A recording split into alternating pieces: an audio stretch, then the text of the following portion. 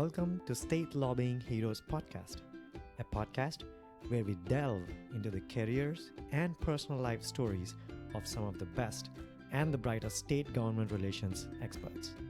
I'm your host, Deepak, CEO of Legistracker. Crystal Feldman, a North Carolina native, grew up in Durham. She loved playing soccer and was also a part of National Honor Society. During high school, she wanted to experience the city culture, so she visited Georgetown in DC and fell in love with the city. She chose biology when she went to Georgetown University, but quickly realized that it was not to her liking. In her sophomore year, she took a course in government and she switched her major in no time. Crystal also wanted to study abroad, so she pursued Spanish as her minor. She then interned at Glaxo Smith Kline in government relations, where Crystal got her first exposure to lobbying. It was a memorable experience working at the Capitol Hill that she knew her career was going to be in government relations that point forward. Crystal worked her way through in government relations to be the current Vice President of Communications of RDU Airport. Let's listen to Crystal's journey in this next episode. Hi, Crystal. Thank you so much for being on the show. Thank you for having me. So let's get started. Usually the way I ask these questions is we just start from the childhood to see, what kind of interest you had, and then we can delve into your school and then finally into your career. So let's talk a little bit about your childhood. Where did you grow up, and did you have any special interest in politics back then? Good question. I am a rare North Carolina native. I grew up in Durham, North Carolina, and my biggest interest, I would say, growing up was soccer. I played soccer all throughout middle and high school, and I actually ended up playing soccer in college, which is one of the reasons why I chose to go where I did. But yeah, it's rare that you meet people that actually grew up in the Triangle. Now, I was living in Durham before Durham was cool. I always thought it was cool, by the way, but now other people do as well. But yeah. Okay. And so you grew up in North Carolina, and your schooling, was it like normal? Did you guys were you interested in any kind of student body organizations or anything like that back then? It was a long time ago, but I was in National Honor Society. I did a few other things, but really my focus was on athletic because that's where my passion was. And but there were several extracurriculars I did. I honestly can't remember them right now. That's fine. That's how, it's hard. how long ago it was. So that's fine. Yeah, I don't know why I keep asking that same question to everyone. I feel like, somehow your childhood, somehow there must be some glimpses somewhere there which probably lead you to where you are right now. That's how I feel like you guys might be. Well, I will say that my family is very interested in politics, and there are a lot of conversations around the dinner table. Even with extended family, you get a family reunion and people are going to be talking about current events and what's going on in their opinion. And so that's probably more of how I ended up gearing towards the political career field. Yeah, I see, exactly. All right. So then after that, you went to college. Can you tell us why you chose government and Spanish, right? Yes, I went to Georgetown University in Washington, D.C. And interestingly, my parents told me I needed to pick a major before I went to school. And I had no idea what I wanted to do, but I knew I was pretty good at science. So I chose biology, and in the first semester, freshman year, quickly realized that was not my calling. And I took a smattering of courses over all different subject matters. And my sophomore year, I ended up taking a government course that I just fell in love with. And my professor was a former congressman, and I found it extremely interesting. And it just so happened that the university I was going to was located in Washington, D.C. So there were just numerous extracurricular opportunities as well, internship opportunities through that career, that major. And so I ended up choosing government as my major. And then also I wanted to be able to study abroad. And so I pursued Spanish as my minor so that I was able to study abroad in Spain. And that actually has been extremely beneficial beyond the study abroad experience as well. Okay. And you said you were in Washington, D.C. So how did you end up there?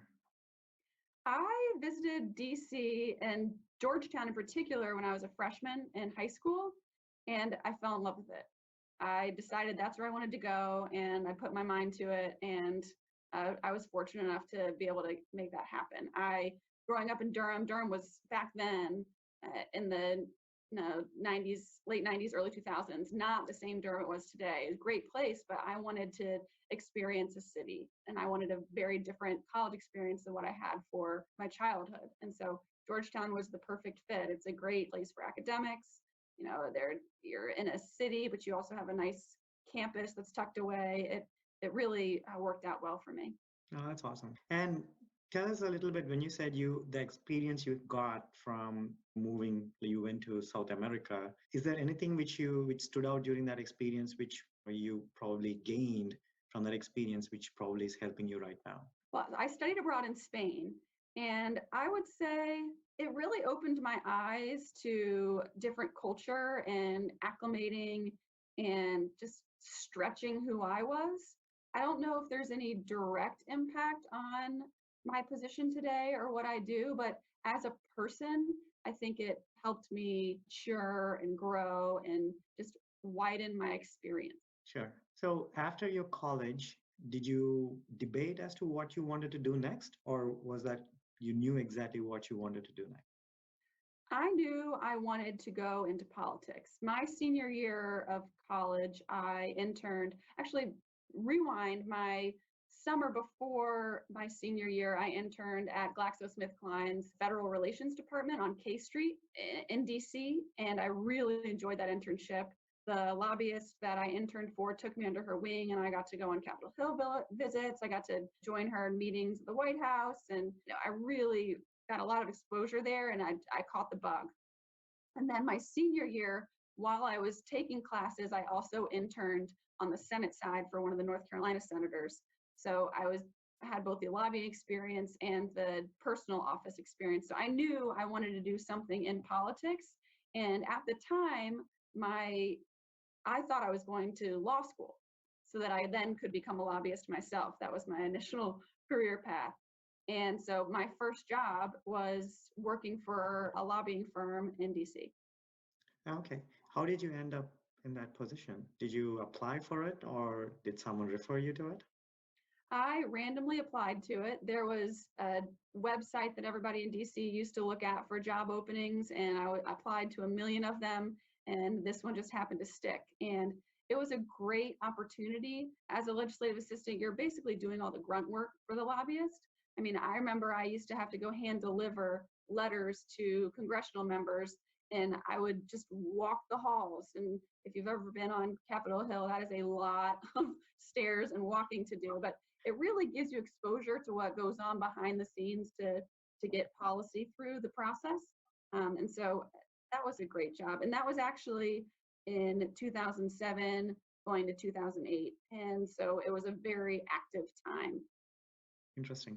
So if someone who's listening to this and if they're wondering what is it that they want to pick as a major or a minor, would you recommend that they pick something which spans in across government and Spanish like the way you did, where you had the opportunity to travel internationally? Is that something you would recommend, or would you have any special recommendations for anyone else who wants to get into lobbying? I would say that the most important thing is to major in something that you're passionate about, because you can have any sort of background when you're a lobbyist, but you're expected to be a subject matter expert. So if agriculture is the thing that makes you smile, pursue that. And then if you can do the intersection of policy and the subject matter. So I think the most important thing is to pursue a major that you're passionate about, and then that will translate into lobbying if that's the path you want to choose. As a legislative assistant, you did mention that you had to hand deliver notes and everything else. Anything else you had to do during that position? Any job, especially responsibilities you had? Sure. I also helped with their political action committees. So putting together fundraisers for congressional members and the lobbying disclosure report. You always have to disclose if you're spending money on behalf or contributing on behalf of a candidate. And there are a lot of things that go on behind the scenes, especially for transparency's sake. And so it was truly a lot of grunt work, but it was also very informative as to people think about lobbying, especially in DC, as whining and dining and rubbing shoulders with or rubbing elbows with these high profile people, but there's a lot that goes on that really have to roll up your sleeves and get into the work as well. Yeah. So after the position you had as a legislative assistant, you did a lot of campaigns. Can you talk a little bit about it? How did you get into it, and what is it that you guys did? Sure. Well, as I said, I worked for the lobbyist '07 going to '08. And as you know, there was a presidential election in 2008. And during that time, especially during the summer months, Congress shuts down so they all can go home and campaign. And so my boss, which I was extremely appreciative of, said, look, it's going to be slow here. I think you should get involved with the campaign. It'll give you exposure to all the different facets of politics. And so that's what I did. I ended up joining the Republican National Committee as a research assistant. And then I was sent to Alaska to work on Sarah Palin's surrogate press, which means the spokespeople on her behalf, her parents, her family, her friends. And that was an incredible experience because when you work on a campaign, if you do a good job, you're going to move up the ranks quickly and they will give you as much work as you can handle. So it just gives you exposure to all the different things that go on. So I did that campaign. And then throughout my career for the next few years, I kind of jumped around. I was in California and Nevada, and then back in DC for brief periods. So I kind of moved around the country. I lived in the campaign life, which at the time, where I was in my life and age, it was fine. Then it does burn you out. There's some people that love it, but for me, it gets quite exhausting with the hours and the high stress. So I only did that for a few years. Yeah, okay.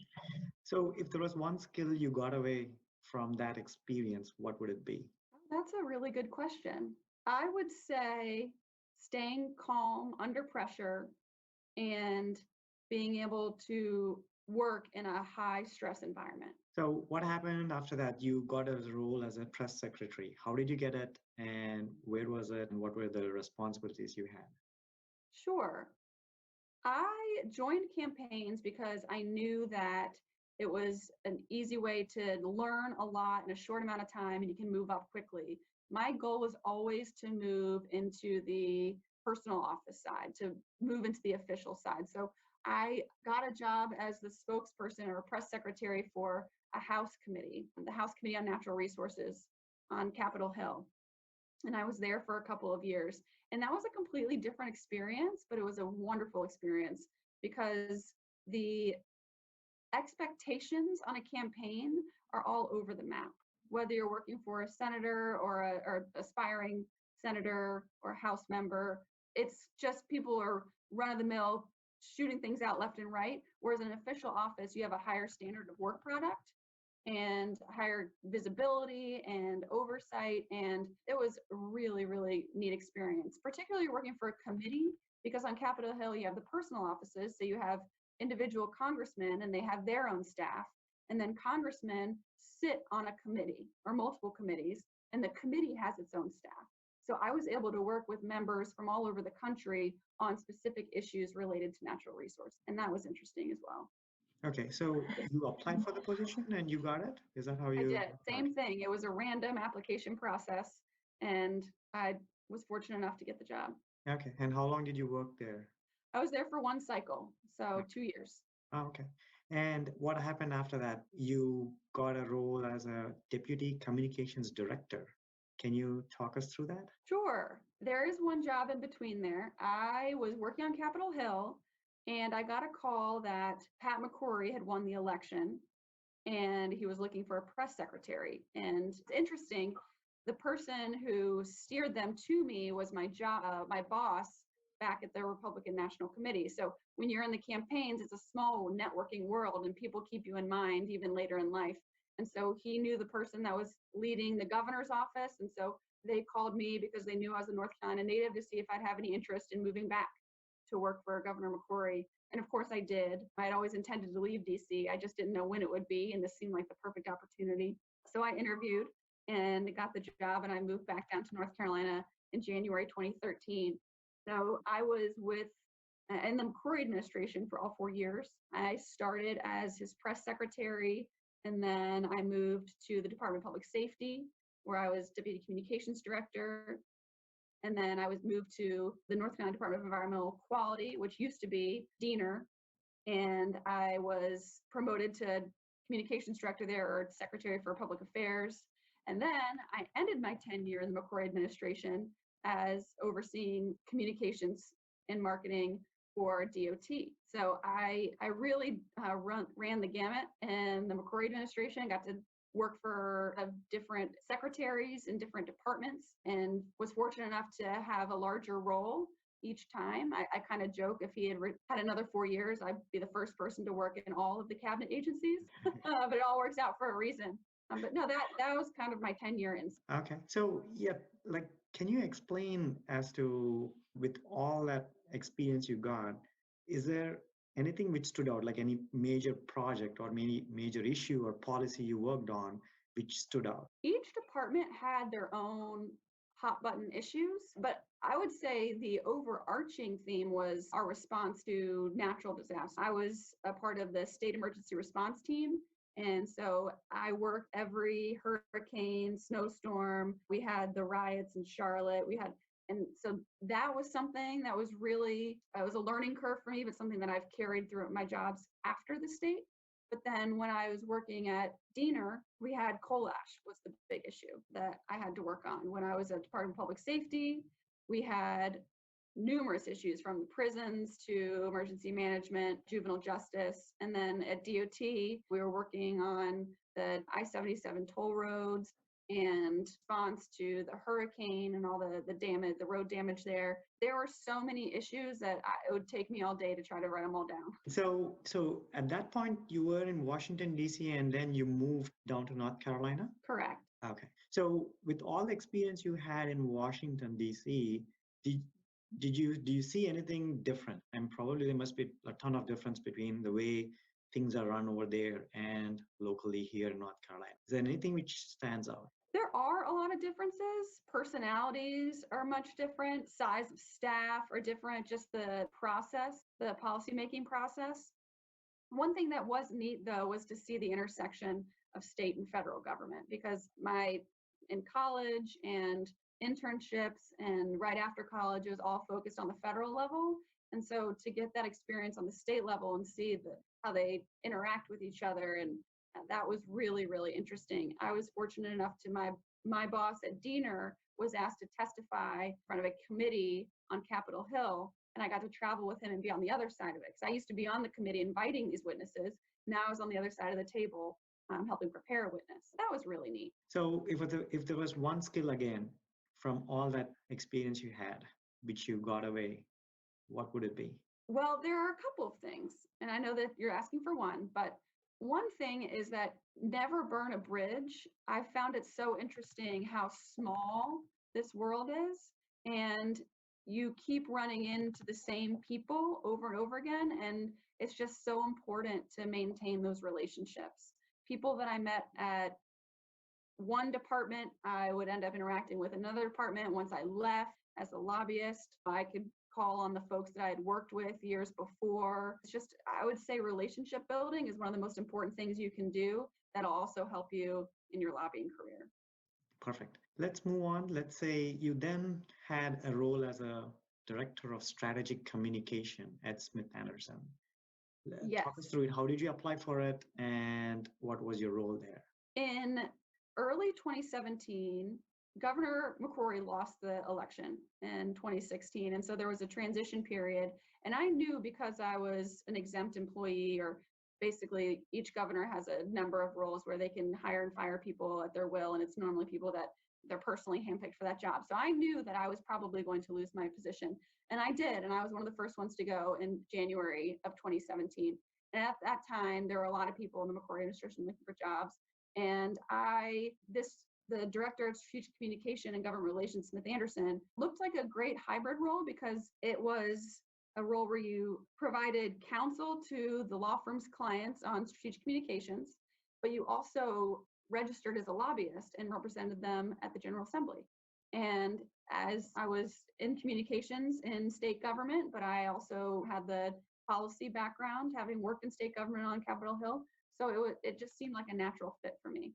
So at that point, you became a registered lobbyist? That is when I became a registered lobbyist. Okay. And did you feel like with all the experience you had at the Capitol Hill and as a press secretary and so on, did you feel there was a difference in being a lobbyist and compared to all the other roles you had? It was very different. It was very different for me.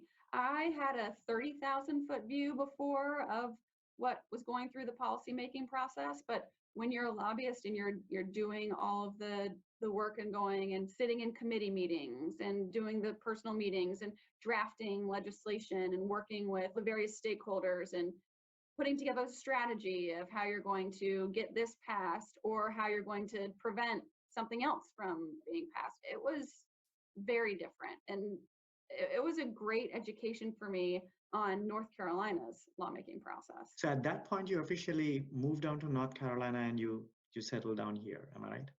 Yes. All right. So still in North Carolina, haven't left since. Okay. Um, let's say, so after that, did you get any skills? I mean, what was the one skill which stood out as a role as a director of strategic communication? Well, I would say first that Smith Anderson is a client services firm, and they are so good at client relations and how you foster those relationships and how you ensure that your clients are taken care of, and also the strategy behind everything that they do. And that's something that I've certainly taken Yeah. away from that position. Okay. So now finally we are to the position which you're currently in. How did you end up as the VP of communications at RDU? So now I am VP of Communications, Government, and Community Affairs. So I oversee 3 buckets of work: public relations function. I manage our lobbying team, which is relevant to this conversation. And then I oversee our community outreach activities. And it was interesting. I was happy at Smith Anderson, but I was contacted by a recruiter because they were in search of this position. And because I had worked for the state as well as federally and at the Department of Transportation, North Carolina native, they thought I would be a good fit. And then also my experience on the emergency management side, on knowing how to communicate during a disaster, was another leg up for me in this role. But now, as it pertains to this conversation, I oversee a team of lobbyists who represent the airport authority at the state legislature. And I think my time at Smith Anderson as a registered lobbyist really gives me better insight into managing what our lobbying team looks like now and what our needs are and how we can achieve our legislative goals. So you can talk a little bit about your other two roles as well. What is it that you do in those other two buckets? Sure. So as head of communications, I'm the chief spokesperson for the airport, and we are putting together communications, reaching out to the public to let them know what's going on at the airport, whether it's a new flight announcement or our new health and safety measures, or if last year, unfortunately, we had an aircraft incident where a plane went down in Umstead State Park, and I was the one that was giving the press briefings and leading the airport public affairs response to that. So there are a lot of things that go on in that communications bucket. It also internal communications as well, how we communicate with our employees, our business partners, that sort of thing. And then on the community outreach, we develop coalitions of folks and just who we're connecting with. It's chambers, CVBs, local businesses and organizations, just making sure that the airport is a good partner in the community. Okay. So going back to the lobbying bucket, so is there any important piece of legislation you guys are working on or you worked on which you want to talk about? Sure. The most important for the airport, particularly right now, is our state funding. A couple years ago, which predates me, the legislature came up with or passed the Airport Improvement Program, which has recurring state, or we're hoping to get recurring state funding for all 10 of the state's commercial service airports. And through that funding stream, RDU receives about $18 million annually. And it was interesting. I joined RDU in January of 2019. And last year we had a record year for the airport. The most people who've ever flown through the airport did at 14.2 million passengers. And then this year in March, when COVID entered the state, our numbers dropped down to 3% of 2019 levels and stayed there for about 2 months. And so in my short, less than 2-year tenure, I've seen the record year and the lowest year in airport history. So I don't know if that says a good thing or a bad thing about me, but it's been really interesting. But when it comes to state funding, we needed the funding before, and that the legislature recognized the need to invest in infrastructure because we were growing so rapidly. 2019 was our 6th consecutive year of growth. And now we need the funding so badly because when we don't have passengers coming through the doors, we don't generate revenue. And running an airport is an extremely expensive business. And so I think that airport funding is the most important thing that we've achieved from the state. And we're so appreciative of them recognizing that need for us. Awesome. And that's a good segue. So can you talk us through a little bit about the COVID situation, right? How have you guys handled it in the past few months and looking towards the future? Anything which is going to change? Good question. The global pandemic really came out of nowhere, and it's an unprecedented event for our industry. As I said, we were down to 3% of passenger levels for about 2 months, or to put it another way, we were 97% down. And now we've slowly started to get some passengers back, but we're still only at 25% of where we were last year. And we don't expect that to increase in any significance for a while. Initially, when this pandemic set in, the airport passed a survival budget, so we slashed everything except for basically keeping the lights on and keeping our staff here. And then we started to make changes in the airport, especially during the downtime. We wanted to make sure that we had a safe and welcoming facility for when people were ready to fly again. So my team came up with the Fly Confident, Fly RDU campaign, which you can find on rdu.com, and it details all of the new health and safety measures at the airport. That includes more frequent and thorough cleaning and disinfecting of facilities. We have sneeze guards put up anywhere that you're going to have an interaction with an employee. There's a sneeze guard there. We have signage. Everyone in the airport is required to wear a mask, including airport workers. We're gate-wise, we are assigning gates so that there's at least one empty gate in between aircraft so that when people are getting on and off the plane, they're not crowded. We have touchless parking system. So if you book your parking in advance online, you can get in and out of the deck without having to interact with anything or anybody. We also have contactless payment systems at some of our restaurants and stores. So there's a lot that we've done behind the scenes, and a big part of that has been on my team communicating to the public all of those changes, because we want people to know what we're doing so they feel confident flying through RDU. But another big part of that has been the government affairs piece, particularly in the short session. The state was facing revenue shortfalls as well. We needed to make the case as to why RDU in particular, but airports still needed that airport improvement program funding, because without that funding, without the CARES Act funding, we'd be in a much, much different situation. And so there has been so much going on since COVID. Every day we're tackling new issues. But it's really, I feel fortunate to help lead the airport through this unprecedented situation. Yeah, and we appreciate that totally. I see you very active on social media and all, explaining exactly what's happening, and I really appreciate you doing that.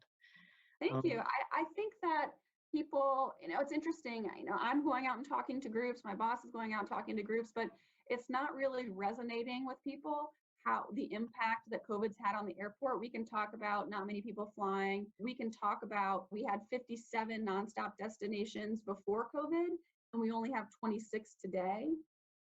But people still don't understand. It's just not sinking into them. I'll talk about that, and then someone will say, hey, well, so when are you getting a new flight to San Francisco? And I have to say, well, right now we have no flights to the Bay Area. We have 0 international flights right now. It's a really challenging thing, and it's hard for people to wrap their head around. Yeah, and how would you change that perspective? I think it's education. Honestly, I think it's the more I can do and the more businesses can do to educate people on what's happening to the airport, and to let people know that airlines implement flights based on demand. And so if people aren't flying, they're not going to continue to serve that route. And so we need, eventually when people are comfortable, we need businesses to reinstitute corporate travel, and we want people to go visit their family and friends if they feel safe doing so, because what we'll use to recruit these airlines to bring back the flights that we lost. And at that point, that's when we can think about expanding to new destinations or more frequency. So looking towards the future from a lobbying perspective or from a government's perspective, is there anything which you guys are planning to do to improve the RDU operations or anything like that, policies which you're planning to work on? One of the things that we're working to do, and it's not policy-wise, but it's educating legislators and the public and the community, individuals in the community as well as corporate entities, on the economic impact the airport has on the region. I think having grown up here and then other people that live here or moved here because for a job or the great quality of life, the airport is central to the success of the Research Triangle region. Without the airport, we wouldn't have Research Triangle Park, and we wouldn't have companies looking to relocate here or expand. And so it's both from a lobbying perspective and a communications perspective, showing people the need for a vibrant, healthy airport. Because if we can communicate and educate the legislature on the significance of the airport, then when we have specific needs, they know the why. Well said. So from your perspective, let's turn the angle just a little bit. From your perspective in the next future, in the next foreseeing future, do you have any aspirations or anything which you're looking to in the next 5-10 years? Where do you want to see yourself? Truthfully, I'm really happy in my role right now. I'm hoping that in the next 5 to 10 years, we're turning the Titanic around and going back into record-breaking years, because it was really exciting to talk about growth plans here. And then also the region. As I said, we are central to the economic health of the region. And so if the airport's doing well, the Research Triangle will be doing well too. And so I'm excited to see where we go from here. So just to wrap things up, can you talk just a little bit if you wanted to, if anything which I missed during this questionnaire, which you want to talk about yourself or about RDU, platform is yours. Oh, thank you. Well, no, I think this was really thorough. For anybody out there thinking about pursuing a government relations track, I think my career shows that there are several different career paths. You don't have to stick to one. It's okay to bounce around and figure out what you enjoy and pick up the experiences along the way. I'm very happy where I am now, and there have been some jobs I've loved, and there have been some jobs that weren't for me, but each job gave me some experience that I've brought to the next. And my job today is a culmination of all my previous professional experiences. When I was interviewing, they asked me about each thing, and I had a relevant experience that I brought to RDU. When it comes to RDU, I would just encourage folks to check out our website to learn about Fly Confident, Fly RDU, because I think it's important for people to know what we're doing to keep you healthy and safe and to restore air service to our region. And otherwise, I'm just appreciative that you wanted to talk with me today. Oh, no, you're welcome. So before we wrap it up, I just had a few set of rapid fire questions, if you don't mind. Okay. All right. So let's start with, what are the 3 skills you think are essential for someone to become a good lobbyist? You have to be detail-oriented. You have to be a good networker, so relationship building, and you have to be passionate. What would you be if you weren't a lobbyist? That's a hard one. If I didn't lobby, I'd probably just stick to communications. What is your favorite book? That was cheating, I know. That's fine. What is your favorite book or hobby? For hobbies, I would say I still play soccer, so I really enjoy that. And do you have any role models in your life? I do. I would say, man, I've had a lot of role models throughout my personal and professional life. I'd say my dad is one of my biggest role models.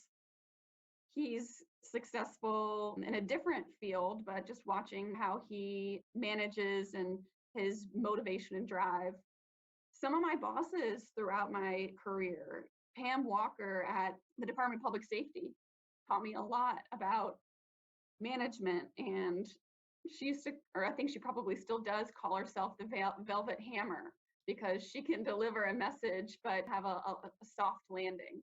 And I think she still works for DPS today. My boss here at RDU, I mean, he is an industry leader. and people throughout the country, other airport directors, look to him and his management style. And so I picked up a lot from him along the way. So there are a lot of different mentors and people I look up to. Okay. What inspires or motivates you? I think I'm intrinsically motivated. I have the personality type where I want to be successful.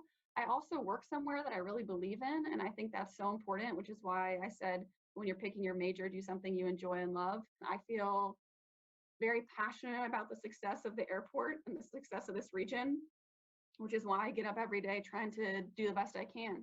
And finally, what was the most challenging issue you worked on looking back at your career? There have been a lot of challenging issues. And I think from the communications perspective, I came in to clean up things that I didn't do. And that's hard to do. And from the lobbying perspective, a lot of it depends on timing. And I don't know if there's one instance in particular, but I would say dealing with a lot of externalities makes the job a lot harder. Well, I think that sums it up. Thank you so much, Crystal, again for taking the time to spend it with me. And you've been really awesome in explaining everything bit by bit for me. And I really do appreciate what you're doing. Oh, well, I appreciate you as well, Deepak. And if folks want to get in touch with me, I don't have my contact information, so I'm happy to be a resource for anyone. Okay. Thank you again.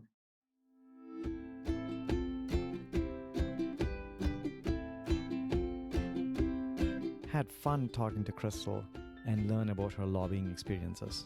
Hope you did too. Thanks a ton for listening to the show. Have a beautiful rest of your day. Until next time, take care.